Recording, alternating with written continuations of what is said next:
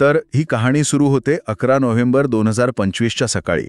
निकळ शिवारातल्या एका तलावात काही ग्रामस्थांना एक संशयास्पद पोतं तरंगताना दिसलं. त्यांनी ते बाहेर काढलं आणि आत जे सापडलं त्याने सगळ्यांनाच एक मोठा धक्का बसला. आत दगडांसोबत एका तरुणाचा मृतदेह होता. हा मृतदेह होता परमेश्वर तायडे नावाच्या एका स्थानिक शेतकऱ्याचा. आणि इथूनच या घटनेतील गुंतागुंत सुरू होते.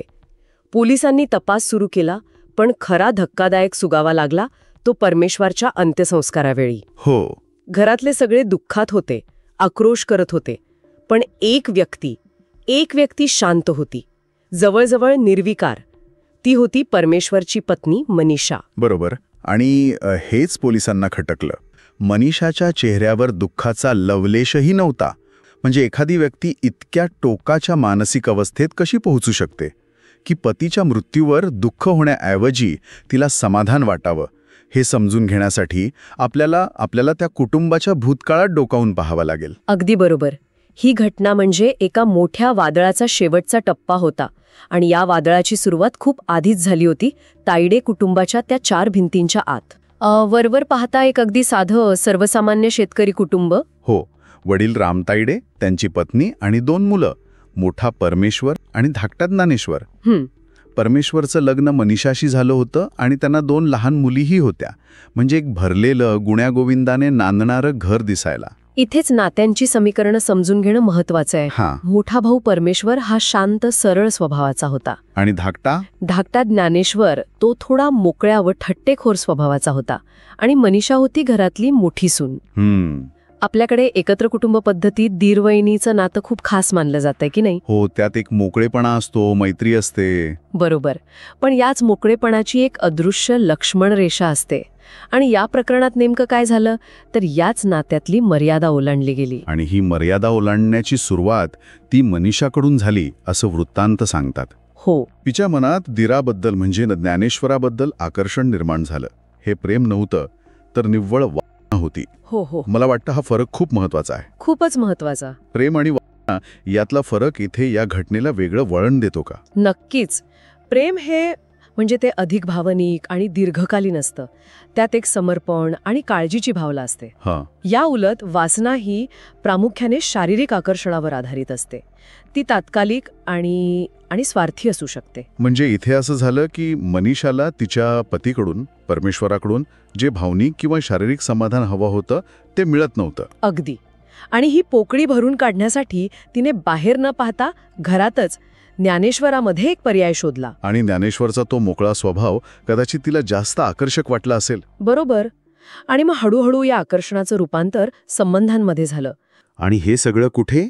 तर त्याच घरात, त्याच छताखाली जिथे परमेश्वर आणि बाकी कुटुंब राहत होतं. इथे एक मानसशास्त्रीय पैलू आहे ज्याला प्रॉक्सिमिटी इफेक्ट म्हणतात. म्हणजे जे लोक आपल्या जास्त जवळ असतात, सतत आपल्या अवतीभोवती असतात, त्यांच्याबद्दल आकर्षण वाटण्याची शक्यता जास्त असते. पण इथे धोका हा होता की हे नातं निषिद्ध होतं.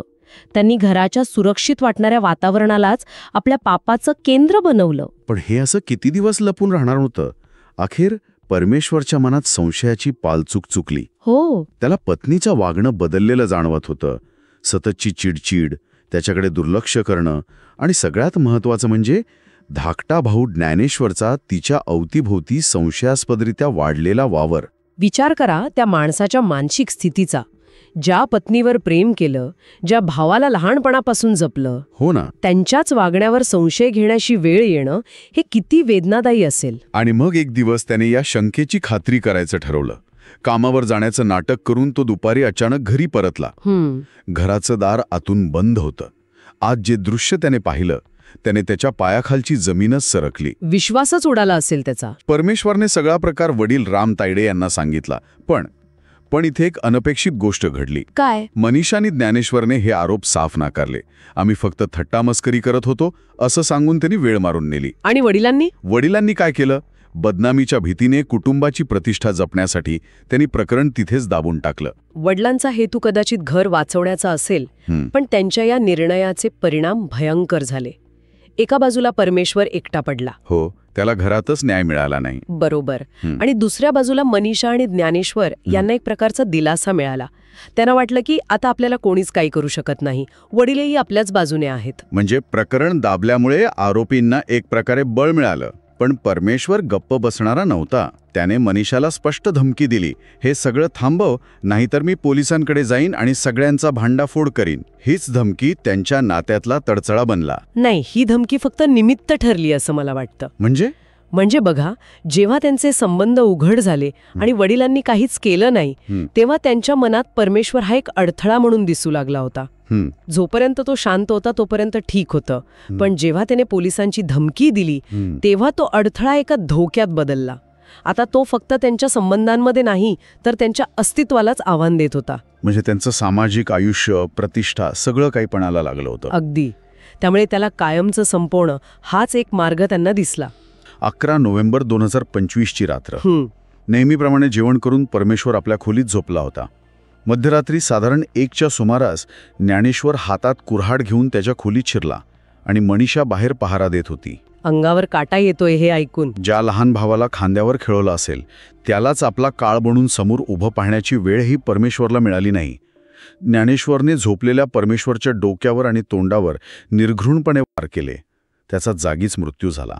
ज्या नात्यात प्रेम आणि संरक्षण असायला हवं, त्याच नात्यात इतका द्वेष आणि निर्दयता कशी येऊ शकते, हे नात्यांच्या अधपतनाचं टोक आहे. जिथे वासनेपुढे रक्ताच्या नात्याची किंमत शून्य होते. बरोबर. खुनानंतर सुरू झाला पुरावा नष्ट करण्याचा खेळ. दोघांनी परमेश्वरचा मृतदेह पोत्यात भरला.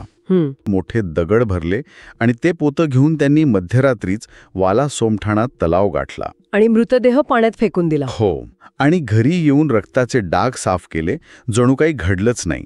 त्यांना वाटलं की आपण सही सलामत सुटलो, पण कोणताही गुन्हेगार गुन्हा केल्यानंतर काही ना काही चूक करतोच. आणि इथे त्यांची चूक भौतिक पुरावा नव्हती, तर भावनिक होती. अगदी. आणि तीच भावनिक चूक आपल्याला पुन्हा कथेचा सुरुवातीला घेऊन येते.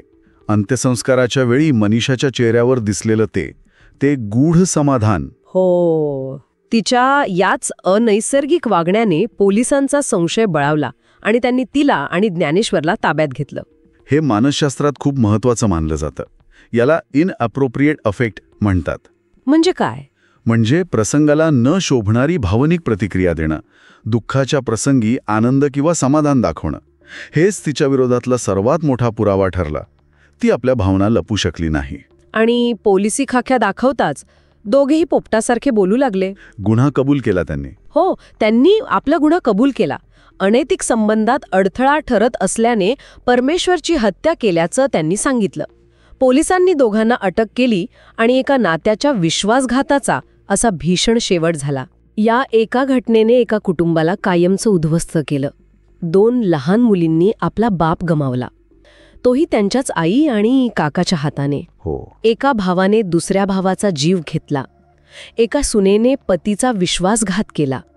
हे प्रकरण केवळ अनैतिक संबंधांचं नाही, तर कुटुंबातील संवादहीनता, दाबून टाकलेल्या समस्या आणि चुकीच्या वेळी दाखवलेली तथाकथित समजूतदारी. हो, ती किती घातक ठरू शकते याचे एक भयानक उदाहरण आहे. खरंच, एका साध्या गुण्यागोविंदाने नांदणाऱ्या कुटुंबात सुरू झालेली एक छोटीशी चूक कशी एका भयानक हत्याकांडापर्यंत पोचली हे आपण आज पाहिलं. विश्वास, वासना आणि विश्वासघात या 3 शब्दांभोवती फिरणारी ही एक दुर्दैवी कहाणी आहे. यातून एक गोष्ट अगदी स्पष्ट होते की कुटुंबातील तणाव किंवा समस्या जेव्हा दाबून टाकल्या जातात तेव्हा त्या अधिक घातक स्वरूप धारण करतात. बरोबर. जेव्हा परमेश्वरने पहिल्यांदा तक्रार केली तेव्हाच जर कुटुंबाने गांभीर्याने लक्ष दिलं असतं, समुपदेशन केलं असतं किंवा कठोर भूमिका घेतली असती तर कदाचित ही घटना टाळता आली असती. नक्कीच. आणि हाच विचार आजच्या चर्चेअंती मागे राहतो. वडिलांनी बदनामीच्या भीतीने प्रकरण दाबण्याचा प्रयत्न केला. कौटुंबिक सन्मान आणि प्रतिष्ठा हे शब्द आपल्या समाजात खूप मोठे आहेत. हो, पण मला वाटतं या सन्मानाच्या ओझ्याखाली आपण अनेकदा सत्य आणि न्याय दाबून टाकतो का? हाच तो कळीचा मुद्दा आहे. त्या वडिलांच्या दृष्टिकोनातूनही विचार करायला हवा. एका बाजूला मुलगा आणि सून, दुसऱ्या बाजूला दुसरा मुलगा. त्यांच्यासाठी ही एक अशक्यप्राय परिस्थिती होती, जिथे कोणताही निर्णय विनाशकारीच ठरणार होता. तरीही एका मोठ्या धोक्याकडे दुर्लक्ष करणं हे त्याहूनही विनाशकारी ठरलं. त्यामुळे प्रश्न हाच उरतो की कुटुंबातील अंतर्गत समस्या सोडवताना सन्मान आणि सत्य यात समतोल कसा साधावा. याचं काही सोपं उत्तर आहे का? मला तरी वाटत नाही. आणि हीच ती गुंतागुंत आहे जी ही घटना आपल्या सर्वांसाठी मागे सोडून जाते.